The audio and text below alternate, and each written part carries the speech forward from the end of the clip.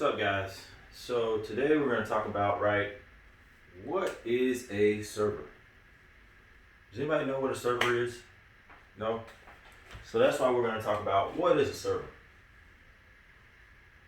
We've been getting this question a lot because we feel it is pretty much, I can spell today.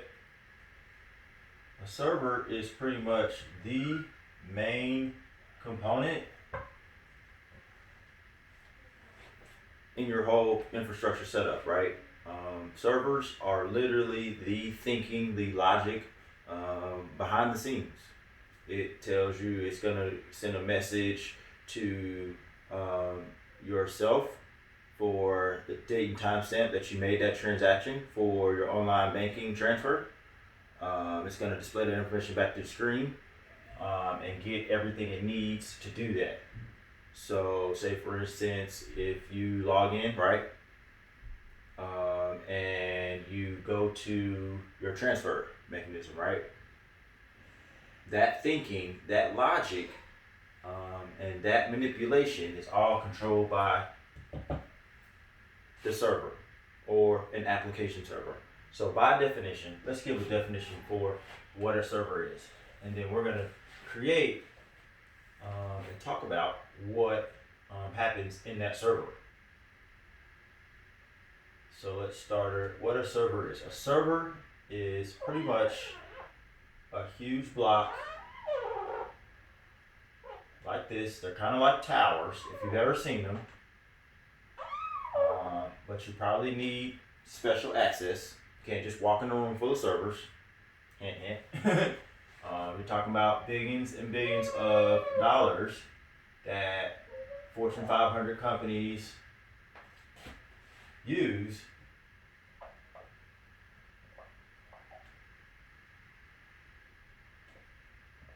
to basically manipulate and keep up to date and allow us as customers to be happy. So basically a server is pretty much a tower, right? It stands about, yay high, and pretty much it is housed of what? Space, memory, right? Memory, space. Why do we need space and memory? To, again, control the logic, the thinking, the actual brains behind all the magic, behind all of the click of that button. How do we do that? Servers again. So, by definition, a server is essentially a set or a truncate of memory that allows you to access and allows you to install certain tools on your server to help you manage your everyday transactions. So, one server might be online banking, control online banking for you. Another server could be controlling simply the login feature, because again, you got how many customers accessing your website, right? Thousands, trillions. So you take that into account and you come up with a number, or you come up with an amount of space that you're going to need in order for your transactions to stay afloat. And I do mean afloat by them never crashing. You never seeing that error 500 or that error 404, page not found, right? These servers are controlling and making sure that you can do your routine daily work every day. So again, going back to what a server is, by definition, a server is pretty much a physical makeup of a lot of memory. And it's going to be a huge amount of space for you to install certain things and actually control, again, the everyday thinking, the everyday logic behind what we do on a daily basis.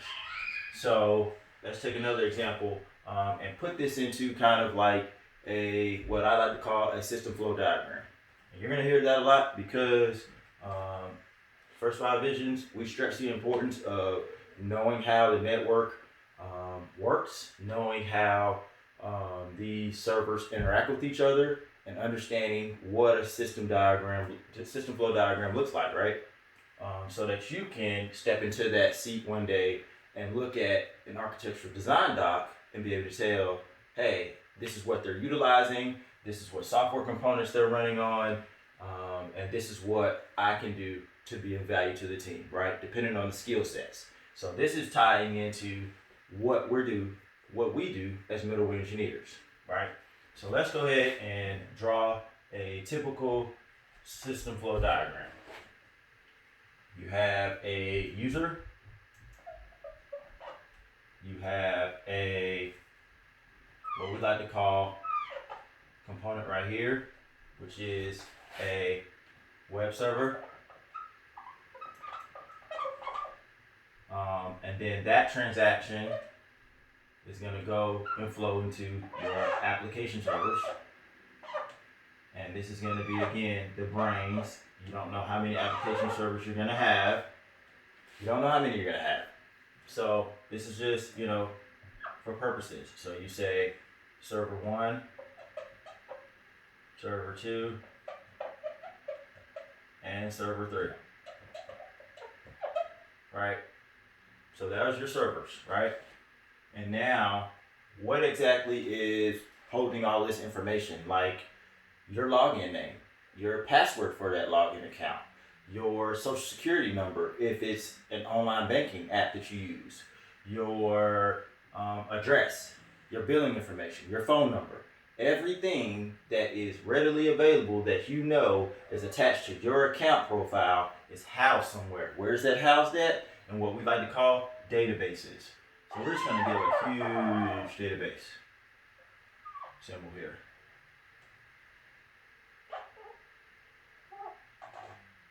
Right? Your database.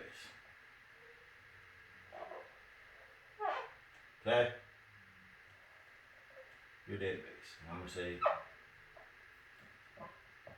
database.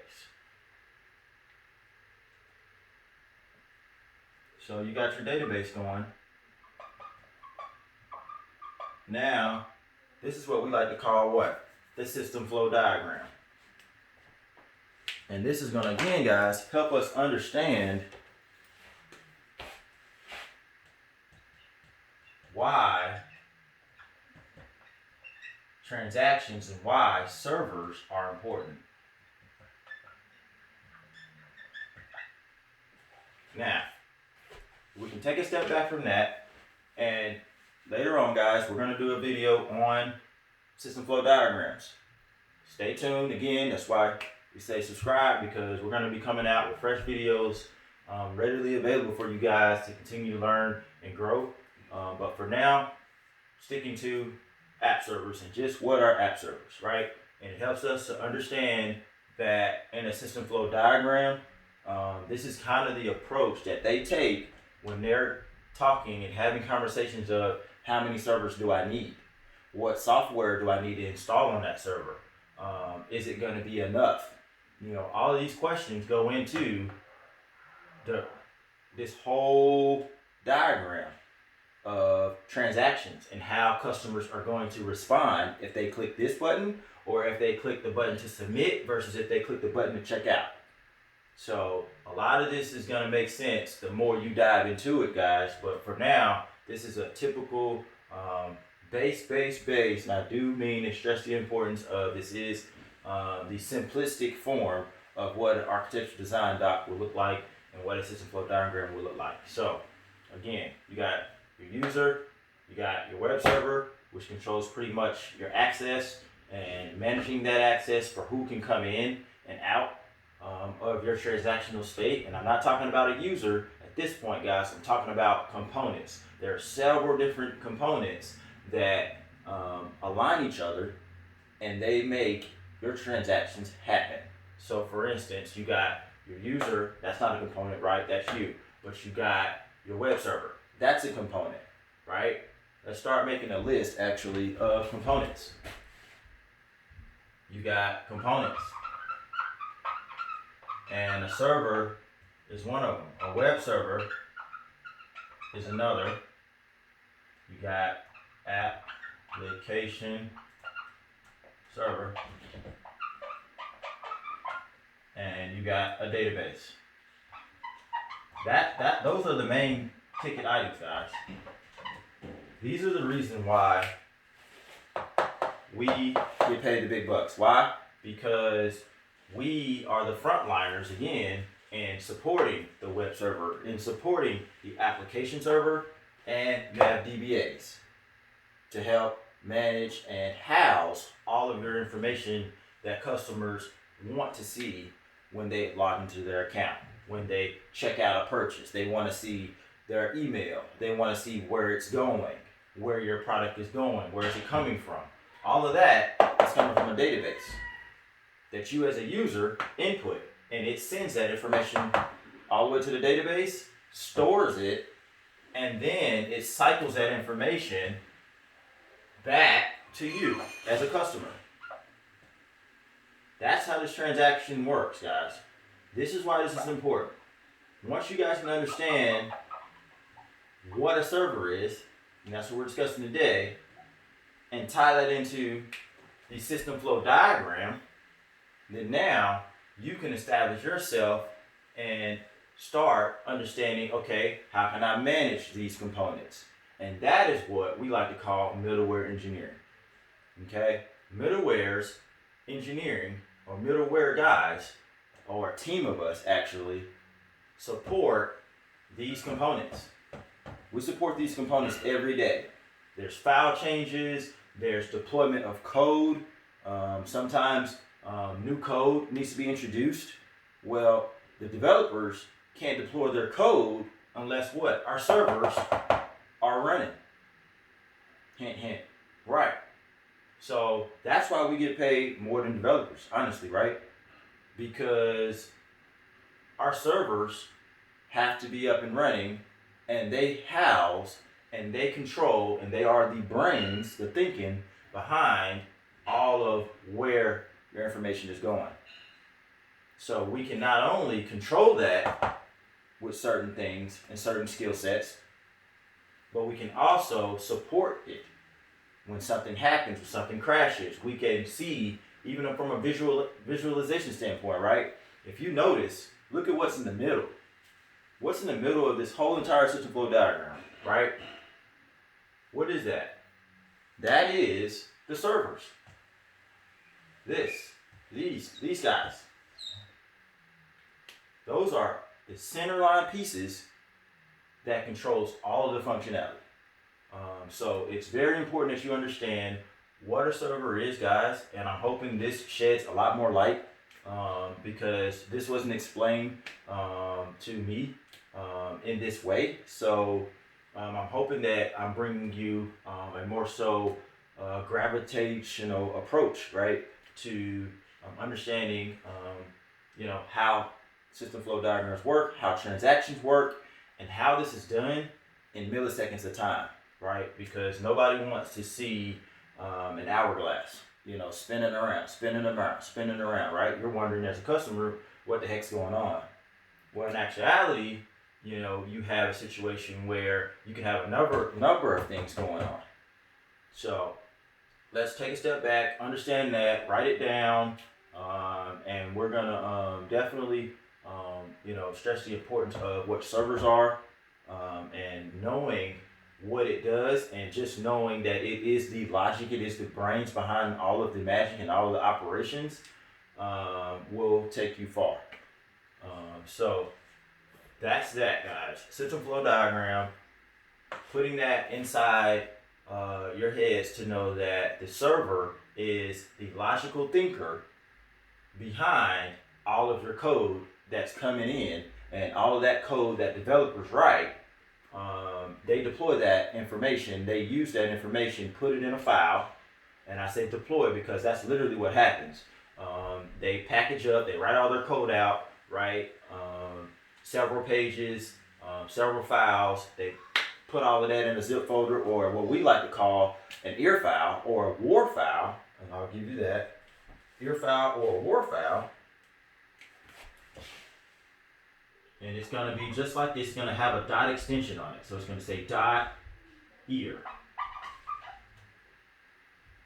or dot war, right? Dot ear, dot war. Let me make sure I wrote that out a little bit better. I'm not sure how that looks, but hopefully. These are your deploying code or your code packages.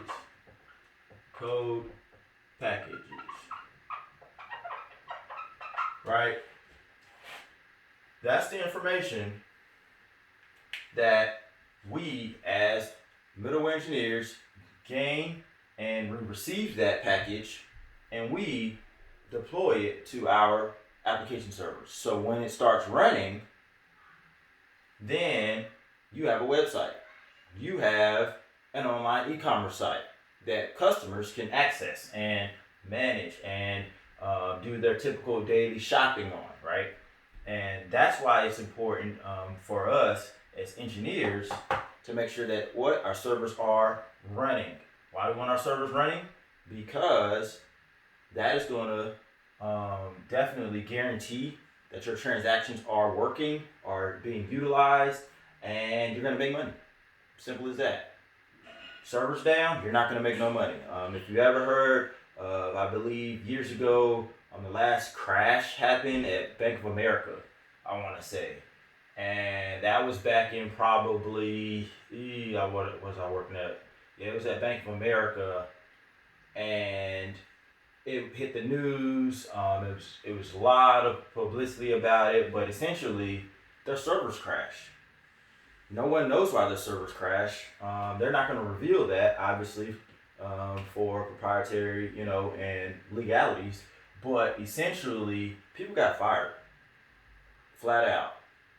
A certain set of engineers got fired because they did the wrong move. They ran the wrong command, or they weren't paying attention to when something was supposed to happen on the server, and it literally took the servers down. So there are commands, there's things that we run on these servers to keep them up, to make sure that they're going to be up regardless of how many people hit our website at that time, regardless of how many people click on that checkout, button at that same time. And understanding that, there's a lot of logic that happens, and knowing how to support that logic is where we come in at again. So that's what a server is. I'm hoping this video allows you to understand pretty much what a server is again. There's things and there's software tools that you would install on a server. But essentially, before getting into that, I wanted to definitely stress the importance of what an application server is. Again, a huge block of memory. It is literally a physical machine that has tons and tons of space. That's what a server is. Now, what you do with that space is up to you and your website, up to you and your company that you're working for, right? But essentially, as a middleware engineer, that's what you're going to be controlling. That's what you're going to be manipulating, and definitely helping continue the influx of billions of dollars to come in for these major companies. And even if you're building an app for somebody, they're going to need servers running, right? So essentially, it doesn't matter who you're working for. It doesn't matter what industry they're in. They're utilizing servers. And they're doing that by hiring guys like us to come in, install the software, get everything running, and work with developers that write the code to overall, and a database guy, to overall make up what we like to call a middleware engineering team. So that's pretty much what I wanted to share with you guys for today. And I hope, like I said, that this video brings a lot of space and bridge a lot of gaps and closure to exactly what middleware is and what a server is, right? Because we use these transactions every day and we don't know what that button's doing. Essentially, it's doing a lot, and understanding what a server is the first step. So If you like this video, let us know. Subscribe to First Five Visions on our YouTube channel. And if you want to dig deeper, you can definitely pick up our First Five Vision packages. We have several for you as a beginner, or if you're looking to change the game and change your career, right? A lot of guys have went through our learning material for a number of years and are right now successful. We got engineers spread across the nation actually that we stepped in and they learned this stuff in 2 to 3 months. So I say that to say, guys, once you start with baby steps, it's going to keep stacking, it's going to keep building, and the more you gravitate and want to be better and understand how important this field is to IT and to the world of technology that we use every day, you're going to be sought after. You're going to be looked after, and you're going to be getting paid to work from home to do it. So subscribe today, guys, on our YouTube channel. Let us know what you think. Comment below, and let's talk about it. First Five Visions. All right.